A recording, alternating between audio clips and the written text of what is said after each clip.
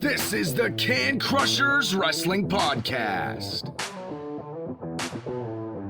The following contest is scheduled for one fall. Let's go nuts! It's Jimmy Nuts! Drive out with a car! With your hosts, Mark Martinez. Remember, just because you're trash doesn't mean you can't do great things.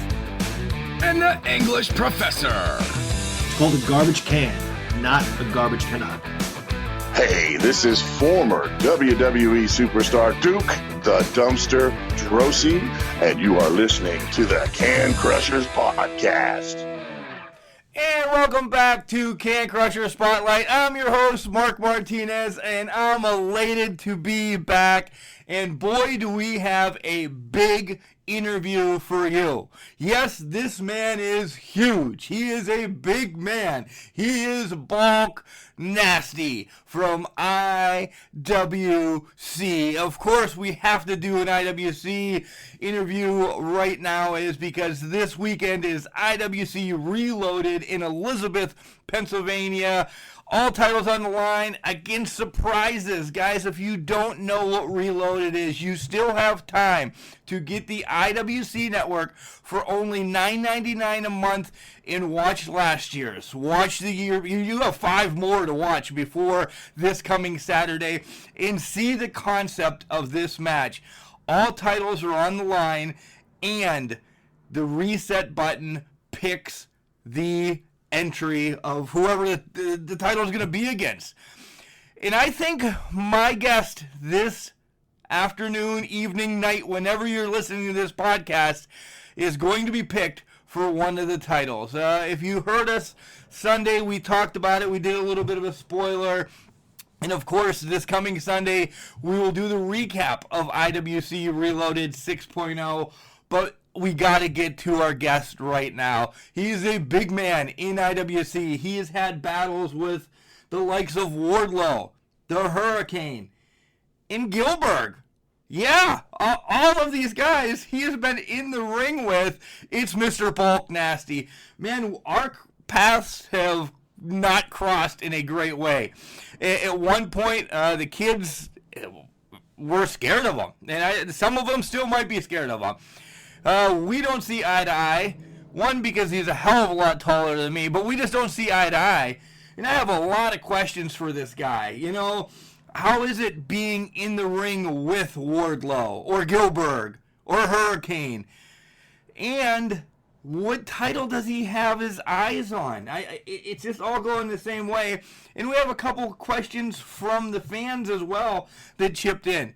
Can he read for real? And what's up with him and his best friend, Xander, and Steak and Eggs? So right around the corner, we're going to dive into this with Bulk Nasty, and then you'll hear all these answers, hopefully, as long as he doesn't hang up on me or whatever. But first, you're going to hear from Al Snow and Collar and Elbow, our great sponsor. Guys, we talk about these shirts all the time. You're probably sick of me running the same promo, but it's just that much. It's just great. It really is, you know, as I get tongue-tied. The shirts are wonderful. You know, hats, hoodies, tees, anything you want. Cool designs. You know, I have the Macho Man one. There's a Dusty Rhodes one. You know, there's more and more. Get on collarandelbow.com and check out their shirts. Place an order, and then there's a little button that pops up. It's a promo code. We can save you 10% from your order by typing in Can Crushers. Capital C in Can, capital C in Crushers, all one word. No matter what sales are going on, you'll get an extra 10% on top of that. So, and as I always tell you guys, because we're pretty much transparent, it does help us out as well.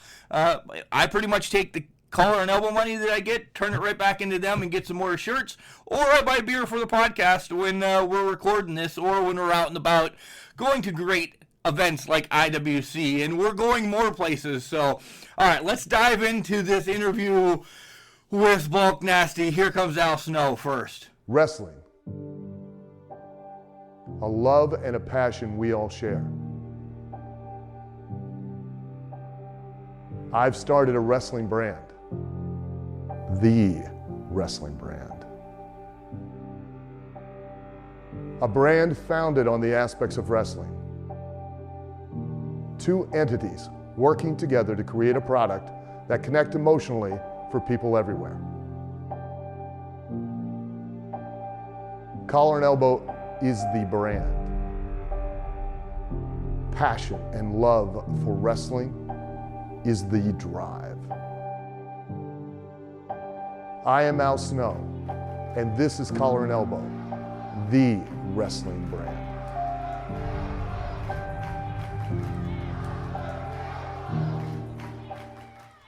And welcome back to Can Crushers. As you heard, I'm a little nervous because I'm coming on the air with the largest and, for God's sakes, the scariest man in IWC. He has threatened to kill our children a couple times. So, welcome to the show, Mr. Bulk Nasty. How are you? It'll be a lot better when this interview's over. How are you? Yeah, we can end it now if you want. I mean, I'll give you a shirt. I'll do whatever I have to, but I don't want to cause any harm. You're good. Let's get this show on the road. All right. So right off the bat, I'm going to probably piss you off. Steak and eggs. You and Xander are crushing it, and you guys both won the tournament, not the tournament, the Battle Royal at the Pittsburgh Classic. So congratulations. Well, first off, I won the Battle Royal. There is no steak and eggs. There never was steak and eggs. There was just me beating teams 2-on-1 with him showing up at the right place at the right time. So we're going to put that to rest. Steak and eggs is done. He can keep the trophy. I get the W.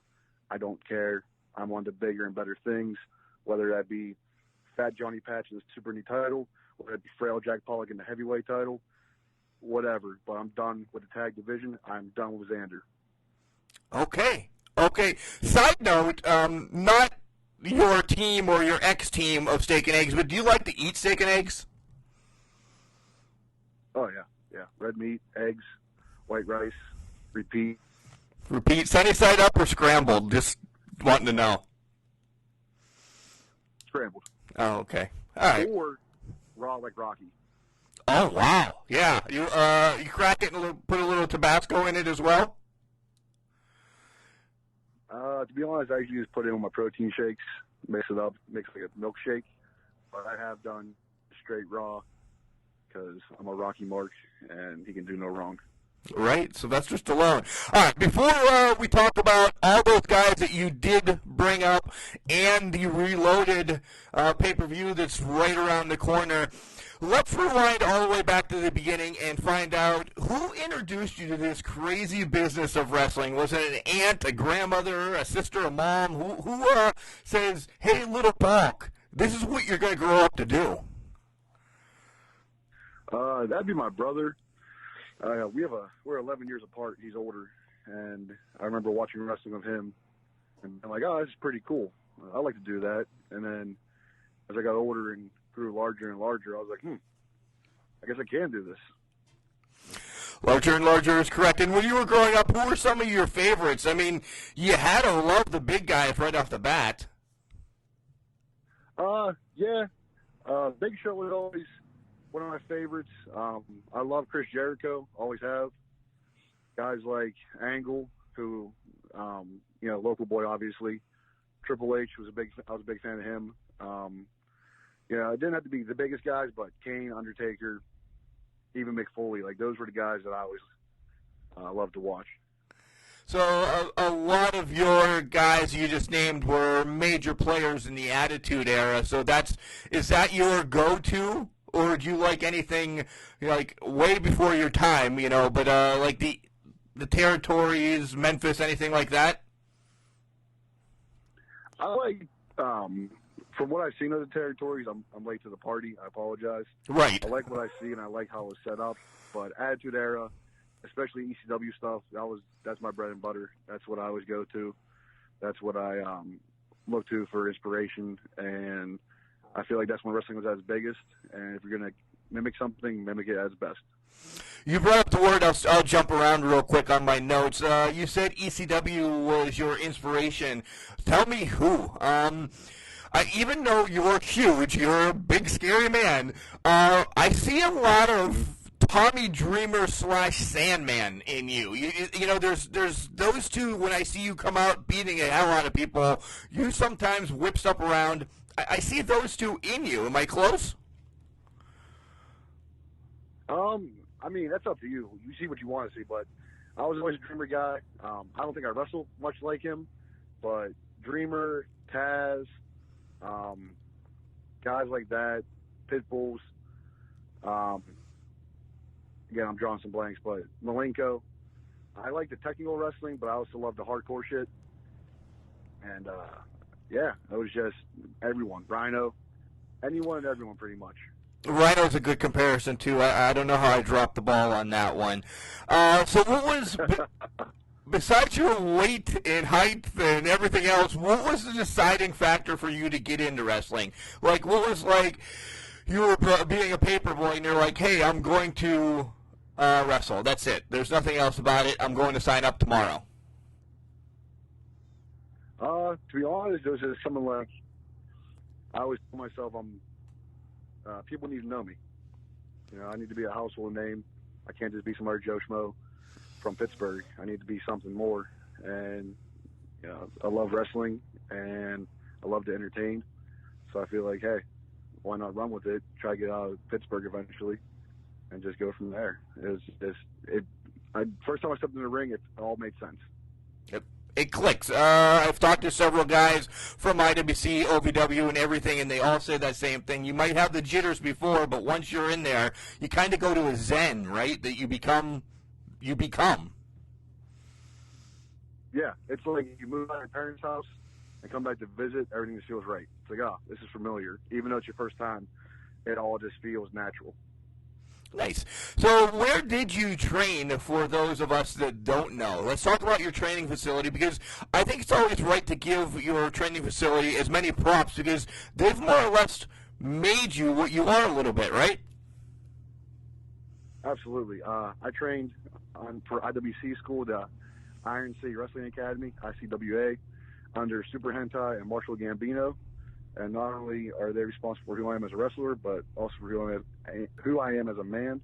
They helped me mature a lot and kind of pull the reins in on my behaviors, especially Super Hentai. As much as I don't like him in ring, he has been a stern father figure to me. And it was brutal, but it worked. You said Super Hentai has been on the show, and we need to get him back on for part 2 of many. But you said he's a father figure and stern to you. Wow, you definitely know a different Super Hentai than we do here on Can Crushers, because he was nothing but the fourth stooge in the Three Stooges.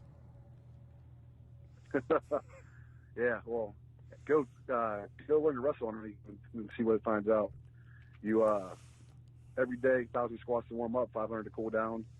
No talking when he's talking, no talking at all, really. Speak when spoken to, you know.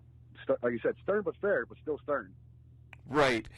So let's talk about your path to that. What kind of, I don't want to say what jobs you were doing, but wrestling school, you have to be very dedicated in everything. So what were you doing while wrestling, you know, to pay to go there? Or, you know, how did you make everything swing? So when I was in wrestling school, 2014 and 2015, I was also at school at the University of Pittsburgh, and in the spare time that I had to pay the bills, I was bouncing at a bar in the south side of Pittsburgh, and then I got fired from there. I started bouncing at a strip club in McKees Rocks. Okay, so you have many experiences with, we'll just leave it PC a little bit and say knuckleheads. Any great stories about the bar bouncing? Because if you got fired, you're a large man that did something extremely wrong besides throwing somebody out the door. So let's talk about the bar before we go a little R-rated here and talk about strip club. But come on, you got a great bar bouncing story, don't you? Oh, yeah. So this one time when I was working at the bar, getting ready to close up shop, someone throws a big gulp at our front door. And the way our bar was set up was you had to go up a flight of stairs, kind of like, looks like a prom staircase, real nice curve to it. So someone just grenade lob a big gulp from the sidewalk to our front door. I come out onto the porch to see what's going on, ask who threw it. Everyone on the sidewalk points to the same guy. I go down to ask him what's up. He tries to deny it, look at his feet, doesn't want anything. I tell him, hey, you wanted my attention, now you got it.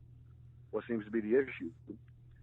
He told me, fuck you, it's your bar, pokes me in the chest. So I grip him up by his shirt, get off the ground, and as I'm doing this, a PAT bus is coming down the street. And I said, you see that bus? And he's like, yeah. And I'm like, now you're dead. And I went to throw him in front of it. I wasn't going to. I just wanted to act like I was throwing him in front of it in case any law enforcement was listening. But, luckily the bus saw what was happening and slowed down, and I just kind of short-tossed him onto the sidewalk. But that was probably the wildest that happened there in terms of theatrics.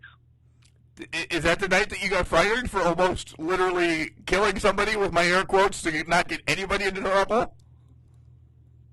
No. That was not the night I got fired. The night I got fired, there was a large party there who allegedly spent money, and we had a disagreement about when I told them it's time to leave because it's closing time, and they were complaining that it was too cold out, and I told them, well, it's December, dress accordingly.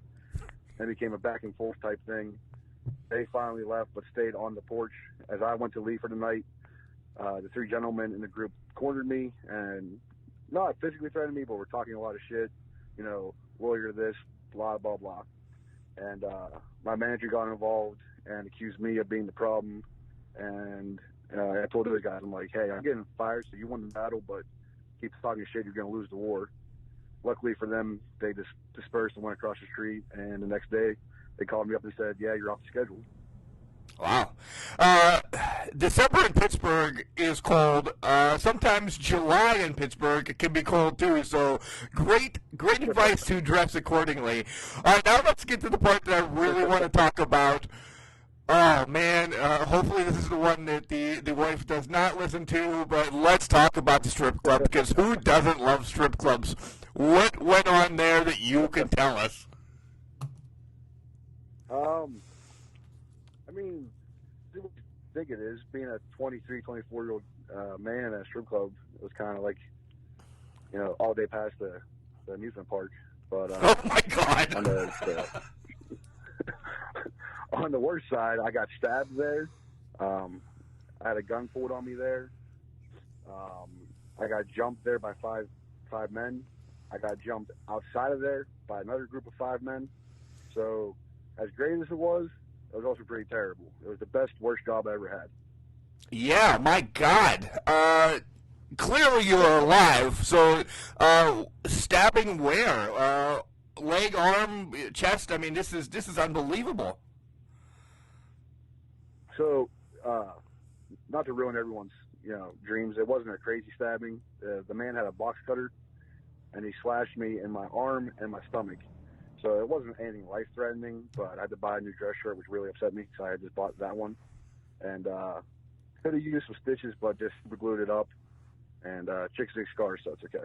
The super glue is amazing. And a box cutter could be a little bit more deadly than a knife. I mean, you got nailed twice. And who the hell carries a box cutter around, right? I don't know why he had it, and I don't know why the other bouncers who do the pat-downs at the front door didn't catch it. But as I was throwing him out, he was flailing his arms like crazy, and I just thought he was trying to get me off him. And in the heat of the moment, he didn't feel anything. I came back through the door and looked down, and I was like, oh, man. Don't know where all this blood's coming from. Damn. Yeah, that's about it. Damn. Hell of a path as you were training to become bulk nasty that you are. Let's transition back to wrestling real quick. You've been in the ring with some big guys, some pretty noteworthy big guys. I want to bring up 3 of them. And let's play a little wordplay or, just a little synopsis of them. IWC original Jimmy Vegas. You guys have been, whenever you say Jimmy Vegas, bulk nasty is right at the tip of your tongue. So let's talk about Jimmy a little bit. How this feud is never going to end between you two. No, it's we've tagged as a team in other promotions, and we have a mutual respect, I guess you could say. he's King Kong, I'm Godzilla, or vice versa. But there's always going to be that anything you can do, I can do better. One-upmanship, uneasy tension, but, you know, every now and then, the enemy of my enemy is my friend. So everyone else in the locker room, who, you know, is 5'6" and 170 pounds, they're the main targets right now. Him and we can battle forever whenever we want. So we as much as we're rivals, we can put it on the shelf when needs be. But there's always respect there, correct? Yes. You know, he was the man in Pittsburgh when I was growing up. You can argue he still is the man. He intentionally and unintentionally has taught me a lot about the business, and every time I wrestle with him, I learn something new and steal it and make it my own. But, yeah, there's always that respect there. Another man has left IWC and has gone on to much bigger things. He was in Memphis this past weekend, and his name is Wardlow. You've teamed with him. You've aided him. Let's talk about Wardlow a little bit, because these were some knockdown battles with you guys. Yeah, you know, I'm not sure if you're a comic book guy, but he's the Batman to my Joker, or I'm the Joker to his Batman, however you want to phrase it again. It's just two different sides of the same coin. He's the pretty boy. I'm not the pretty boy, but we're both the big men in IWC, and it was just a collision course bound to happen. We wrestled, I think, 3 times one-on-one, and each time it was just, you know, you felt it for days afterwards, and each time it got more and more intense. Probably some of my best matches I've ever had were with him.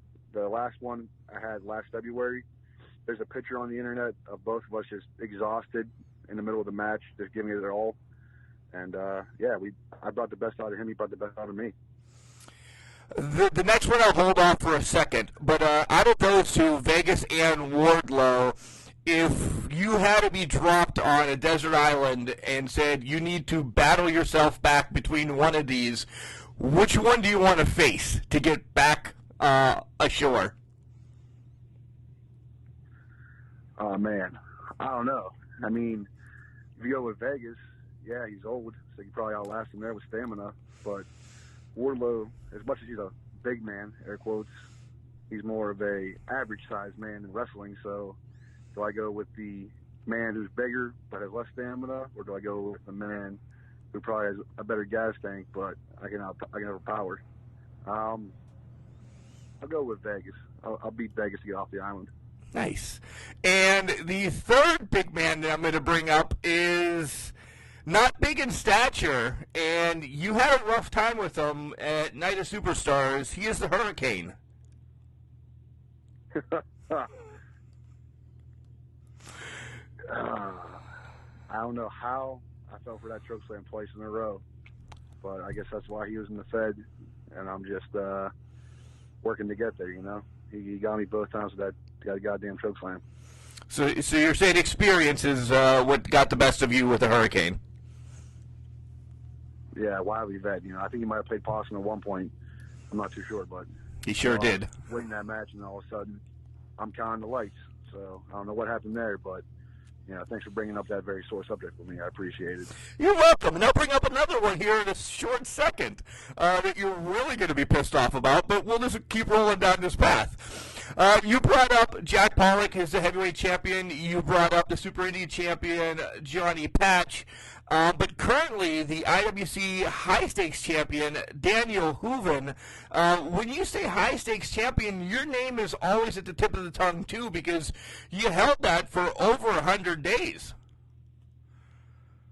Yes, sir. I defended it in 3 states, and unlike certain High Stakes champions in the past, I was a fighting champion, and unlike current High Stakes champion, I actually don't have to sit on a phone book to drive a car. Well, yeah, Daniel Hooven, good for him. I guess he's doing hardcore now. He's hardcore, Mr. ECW, so, hey, good for him. Yeah, he went back to his roots in Philadelphia recently, and I don't know. I don't know if you saw, before I get to my question, something popped in my mind. I don't know if you saw that on Facebook he's looking for a match stipulation, so I'll throw the 2 out there. Would you like to see a scaffold match or Bradley Ruthers on a pole match? what the hell is a Bradley Brothers on a pole match? That sounds kinky. I have no clue. We'll go with scaffold match. Yeah, we'll go with scaffold match for safety. I'm not sure how good of a climber he is, but he better hope that reset button doesn't pick me, because if I want that title, all I got to do is take it. He has nothing on me.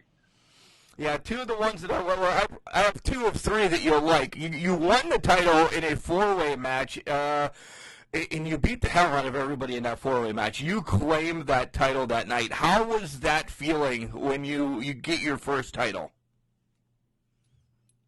I felt validated. You know, it's kind of like I took a chance with this wrestling thing, and at that time I was still young in my career and still very much unsure if anything was going to come from it. So getting that made me feel like I chose the right path.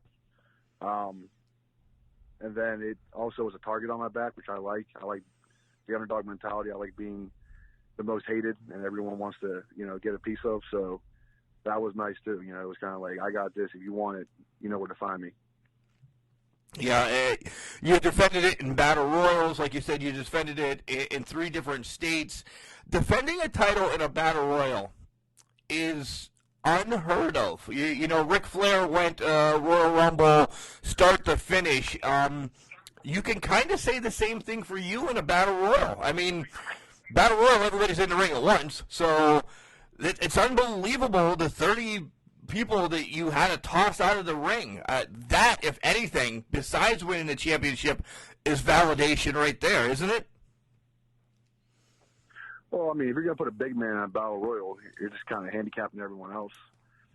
As much as it is 30 people, let's not mix words here and not pretend that half of those guys are 5'5" and 120 pounds. So it was more like 15. But touche. Bulk versus all, bring them on. Bulk versus all. I'm going to leave the third one there for a minute because another question popped up. You see that Brock Lesnar has entered himself into the Royal Rumble as number 1. And this, again, is something that, kind of you did. So do you think Brock's copying you a little bit? I don't know. I feel like a lot of people are copying me if they see my social media. There's a couple very similar T-shirt designs floating around out there. A couple of very familiar phrases going around. So I don't want to say he's copying me because, he's been wrestling since 2000. But I think with him, as with me, it's just confidence. Confidence in yourself, There ain't no one better out there than me, so why not put myself in these situations? Why not prove everyone wrong? Good point. And let's wrap back around to when you lost the High Stakes Champion. And were you overconfident that Gilbert beat you? Are you going to leave out the fact that I got jumped from behind by Jimmy Vegas? You want to talk about respect and everything. The man jumped me from behind and then pulled Gilbert on top of me. So I didn't lose to Gilbert. I lost to a man jumping me from behind and beating me down that way. So that loss doesn't really sting too much, in case you can't tell. No, that doesn't sting at all. But you did lose. In the book, it doesn't say anything about Vegas being there. It just says Gilbert won the High Stakes Championship from you. And not only did he jump me, I lost on technicality, if you will, but I never got my rematch clause. So whoever is High Stakes Champion at the end of Reloaded, watch out, because I might just decide to hit Plummer up for that rematch because I never got one.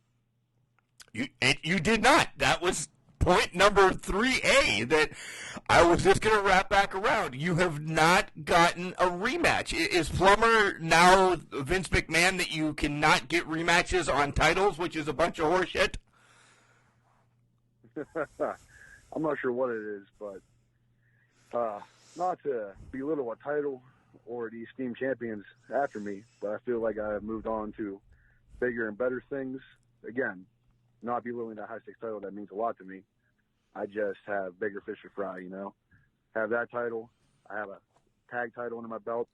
Might as well get a world heavyweight or IWC heavyweight title to match.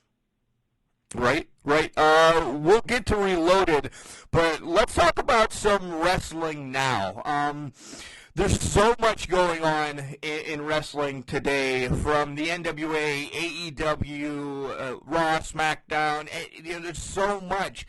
do you have time to sit and kind of hone your craft from watching some of them, say, do you watch NWA right now? No, so I don't watch any current wrestling because I'm a terrible wrestling fan. The wrestling I do watch is all, 80s, 90s, early 2000s. I don't watch current products because I feel like some subconscious part of my brain will mimic and copy something that someone's currently doing, and I don't want to be that guy. I want to be original and copy people from the 90s.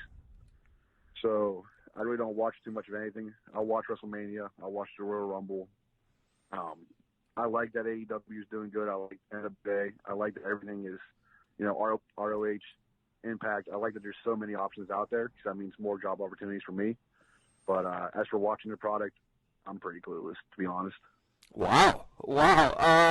You said you're a bad wrestling fan. Is it because you don't watch the current stuff, or you? I know you said that you might mimic something too, but just a bad wrestling fan is stuck in my head. What do you really mean by that? Like, will you punch walls if your faves don't win?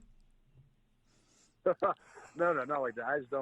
I haven't really watched much current products, is what I meant. Okay. I'm not up to date with, as much as I love wrestling, you would think that I would, have Raw, SmackDown, AEW, NXT, everything DVR'd and watching it religiously, but that's not the case with me. I really haven't watched wrestling on the regular since I started training.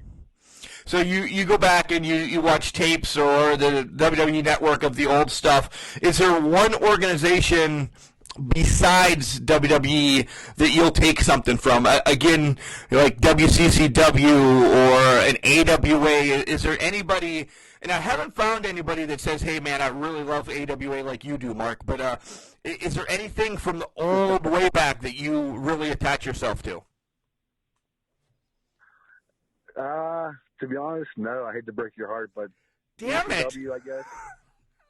All right, that's about as way back as I'll go. You are a bad wrestling fan. Now I'm going to get on your bad side. You are a bad wrestling fan because I figured, with the jokes and everything, and I thought, well, man, this guy is really going to study. And you're a big guy, so I thought maybe you would study some Andre, some Big John Studd, some Bam Bam, or something like that, Terry Gordy, and you're freaking dropping the ball on me. Well, I've studied Bam Bam, but here's the thing. As much as I'm a big man on the indies, when it comes to, my goal being in the WWE, I am average to above average of those guys. I hate to tell everyone, but I'm only 6'3", 290. Like, that's big, but that's, Sheamus and I are roughly the same size. Rusev and I are roughly the same size. Like, those are the guys that I'd be wrestling like. I'm not Andre. I'm not Big Show. I'm not 7 foot tall. I'm not over 400 pounds. I'm not Vader. So I may wrestle like a big guy on the indies, but only because everyone in the indies are so much smaller than me. Touche. Good point. I retract everything I said. You're right. You just have a body type for the indies. All right. All right, so this question is going to go nowhere then, apparently, because the next question was, I want your Mount Rushmore of wrestling. Not Dave Meltzer's, not Johnny Patch's. I want Bulk Nasty's. Like, who are the four guys? And they've probably been alluded to earlier, but who are the four guys? And I'll make sure I say this again, four, because Dylan Bosnick only gave me three. He didn't know four people were on Mount Rushmore. So who's Bulk's four guys? Now, let me ask for a clarification. Is this the wrestlers who I think are the best in the business or the guys who are my personal favorites? Not your personal favorites, because favorites are not the best in the business. But not the best in the business that everybody says. Like, I don't want you to say Flair and Hogan, and we all know that one. So kind of tweak it a little bit. Okay.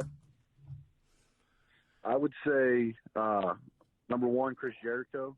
He can mat wrestle. He can, do power moves. He can talk in the microphone. He's got it all. So Chris Jericho, for one.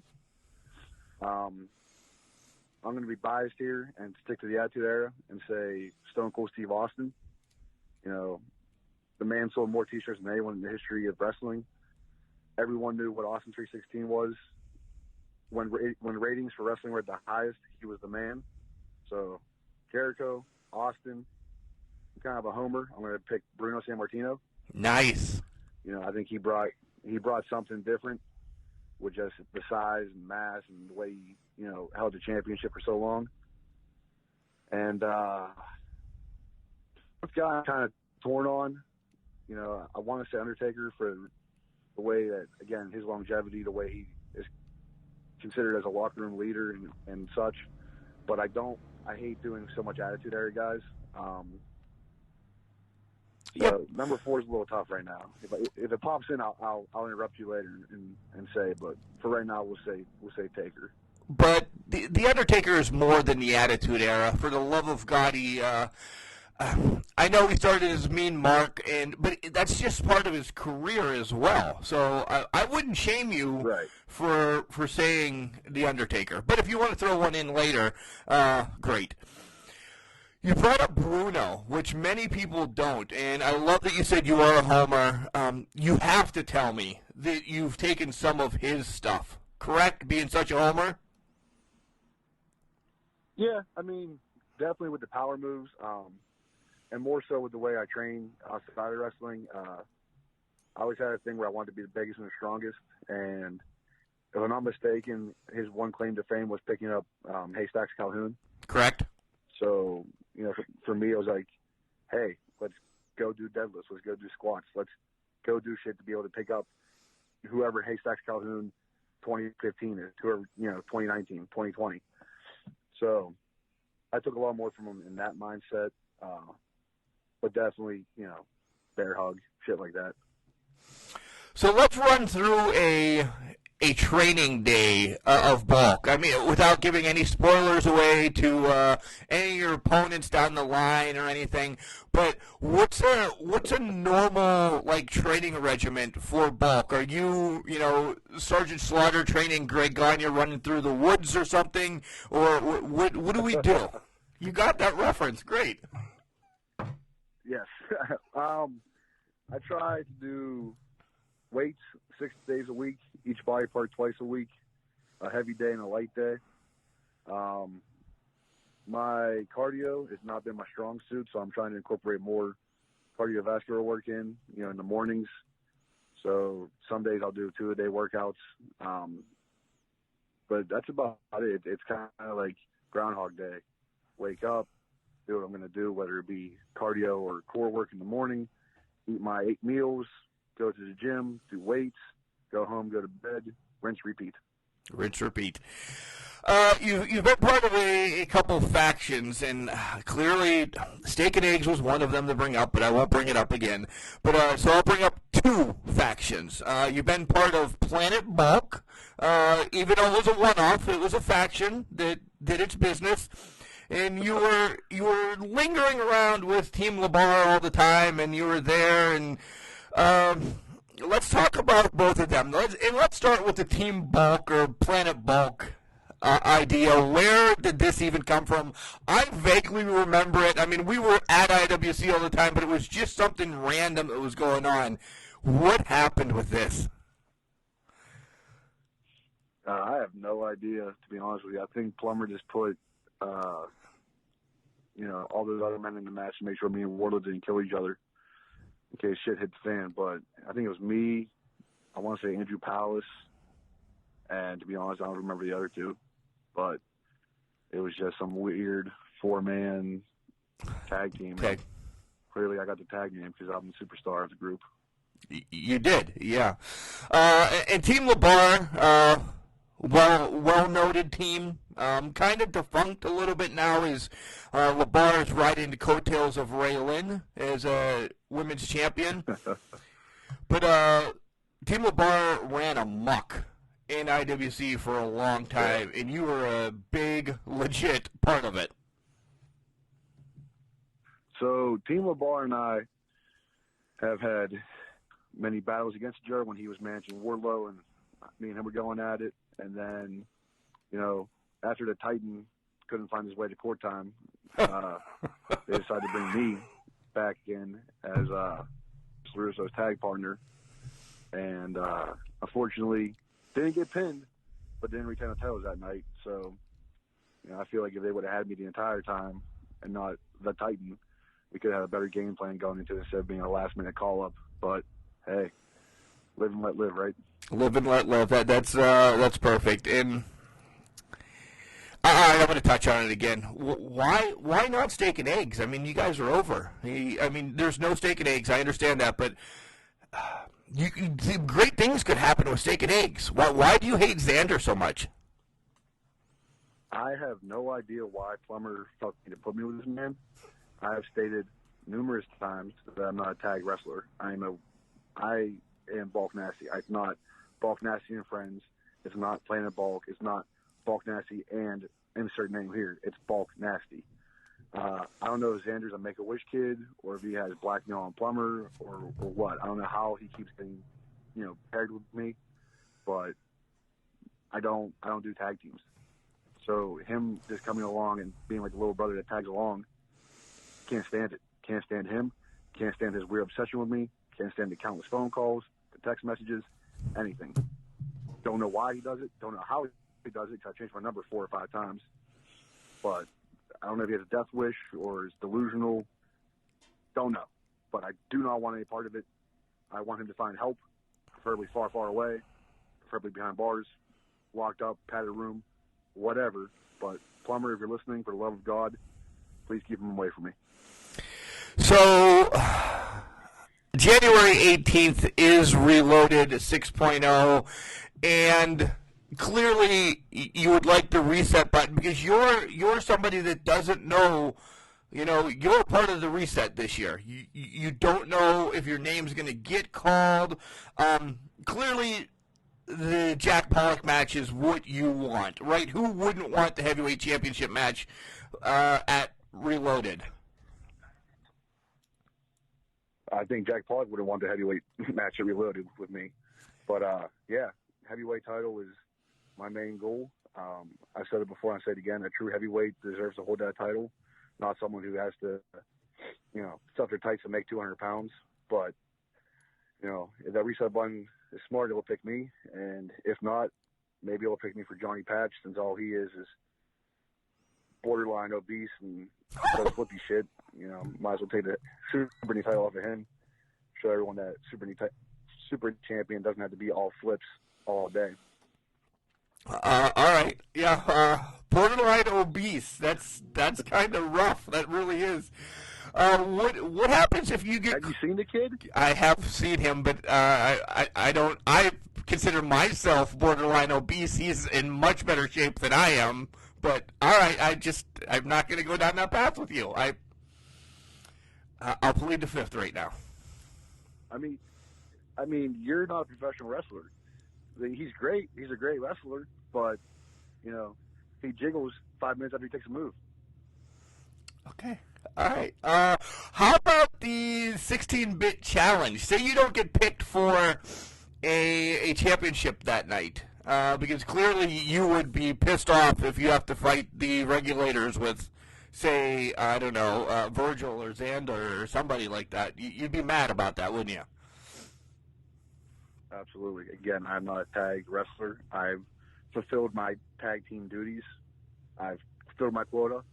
I'm back to being a singles wrestler. Last year at the 16-bit challenge, I basically ran rampant. If it wasn't for the Hurricane, I would have won the whole thing. If you ask anybody, they don't even know who won it. Everyone kind of loses memory after the Hurricane eliminated me. It's kind of like, oh, that's it. Hurricane won, I guess. So I feel like I was the highlight of the night. But, hey, I'll gladly do a 16-bit challenge again. And this time I'll win.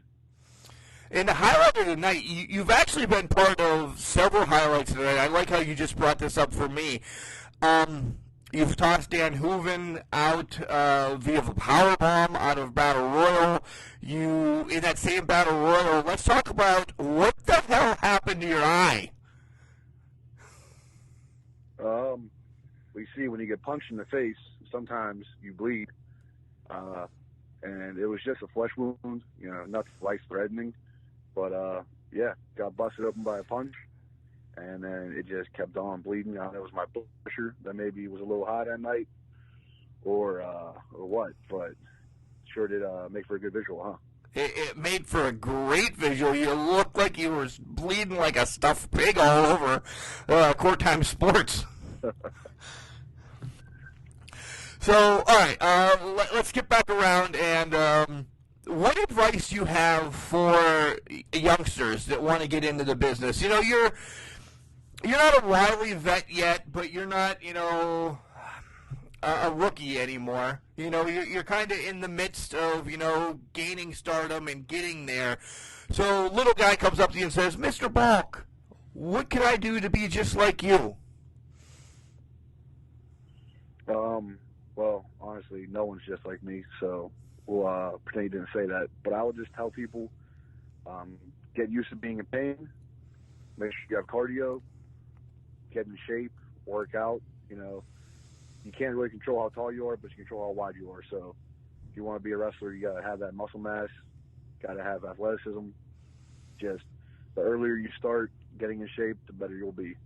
So make sure you have a good foundation physically. Make sure you go to a good school. There's some trainers in the area who are great, and there's some trainers in the area who aren't great. And that goes for, nationwide, obviously. But do your research on who's going to train you. Take it seriously. It isn't a hobby. It's a job. If you want to wrestle, treat it like a job. You can't half-ass your day job. Don't half-ass wrestling. I love that. That's probably some of the best advice that I've heard on here about life. Don't half-ass anything, right? Correct. Yeah, correct. So, being half-assed that we are sometimes, a question that I forgot to ask when we were talking about training, we all know it's tough. You talked about hentai just kind of beating you down physically and mentally. You're a big guy. Is there any time that, you're driving back home and you're like, man, I need to take a break, or this is about it. F this, I'm done. Did you ever have one of those moments? No. Wow. Not at all. No, this is what I wanted. I'm not going to let a hard day or a bad day, ruin the dream I had. It's about commitment. Like, there's going to be hard shit. It's going to be hard to get to the WWE. Like, if it was easy, everyone would do it. So those hard days, in the grand scheme of things, aren't a big deal. You just got to push through them. They'll make you better. You bring up the WWE as that's your dream, right? That's the top of the line, the cream of the crop. You've made it when you hit to the WWE. Open to, and this is a silly question because I know the answer, but open to going anywhere beforehand, right? ROH, AEW, NWA comes calling, even though you don't watch the damn product. Or how about a trip across seas? Would there be any place besides America that you'd like to go and, hone your skills? Absolutely. Like you said, WWE is my main goal, and also my main goal is to just live off of wrestling. I want to get to the point where I can live comfortably just by wrestling. So, like you said, AEW, ROH, any of those opportunities present themselves, I'm going to take them because either they turn out to be great or they turn out to be the next step to greatness. So, any opportunity I'm open to. Wrestling in Japan would be huge. I know they love big guys over there, so that would be kind of a nice for someone like me, plus just the history of the business in Japan. Personally, I wouldn't mind wrestling over in Europe just because I think it would be a good way to, A, see more of the world, and B, see more of the hard-hitting style of wrestling that at least I have known come from Europe. Guys like Walter and William Regal. So whether it be Germany, England, Ireland, even with, Sheamus and Finlay, I think it would be cool to wrestle there and see different styles. Like I said, anything to get my name out there, anything that pays the bills, and anything that makes Baby Bulk say, wow, look at him go. Nice. On that same line then, dream match. Where would it be? Who would it be against? And what would the stipulation be? Like, who do you want before you hang up those boots? Now, are we talking like of anybody, or are we talking the Pittsburgh scene? Of anybody. Oh man, shit. Since I'm a fanboy, I guess I'd say Triple H. You know, I think he was consistently my favorite wrestler growing up. So I guess Triple H, and we'll say location Madison Square Garden, just because it's the Garden, and stipulation, just a normal match. You know, I don't need bells and whistles. Do you consider, I know the answer to this too, do you consider Madison Square Garden the epicenter of all pro wrestling?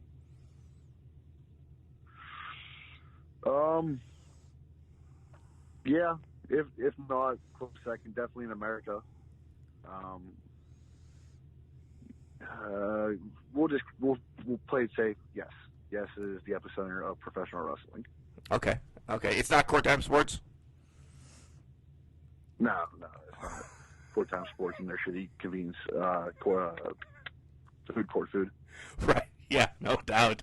All right, I know you're a busy man. I have two more things, but before we get to the last one, let everybody know where they can follow you, because, damn, your social media is great sometimes, and then sometimes I think you fall off the face of the earth. But let everybody know where you are on social media so they can give you a follow and find out who you're destroying next.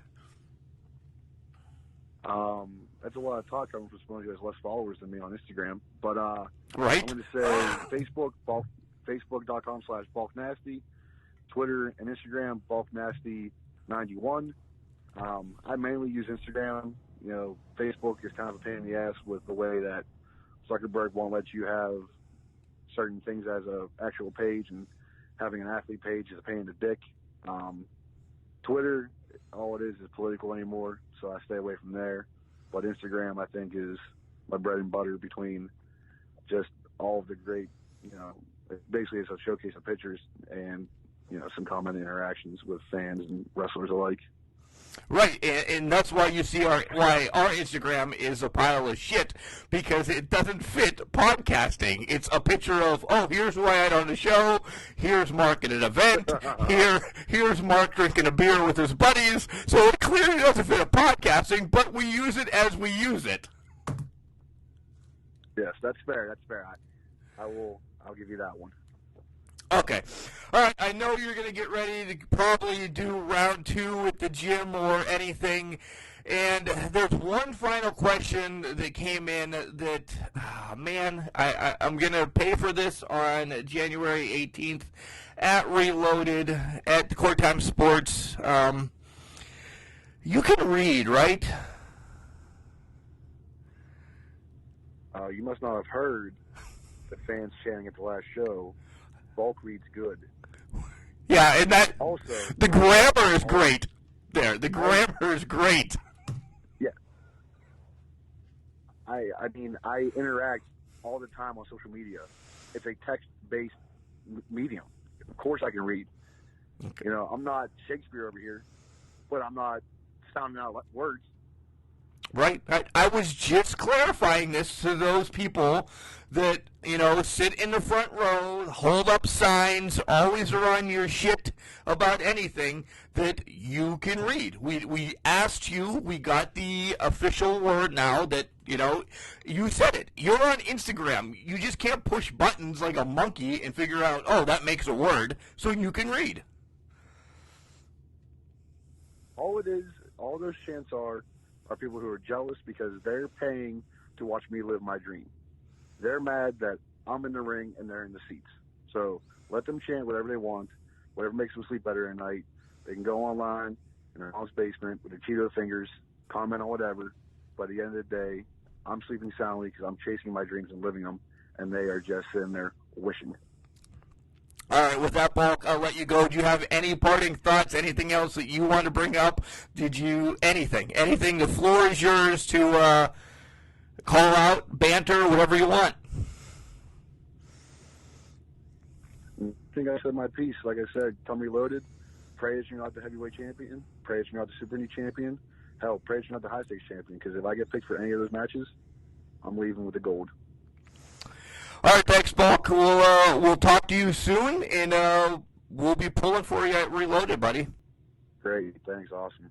So I think I got under Bulk's skin a little bit with the Gilbert, the Hurricane, definitely Xander.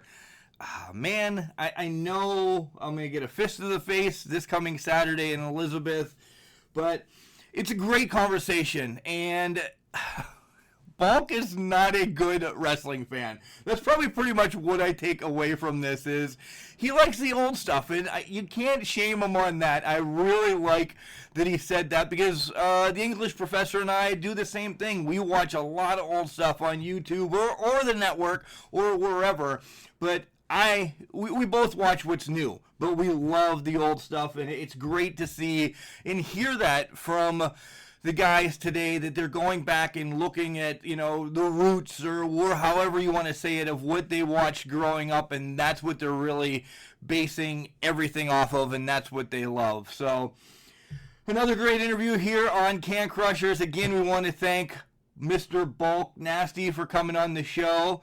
And I just hope I don't get in any trouble this coming Saturday at Reloaded.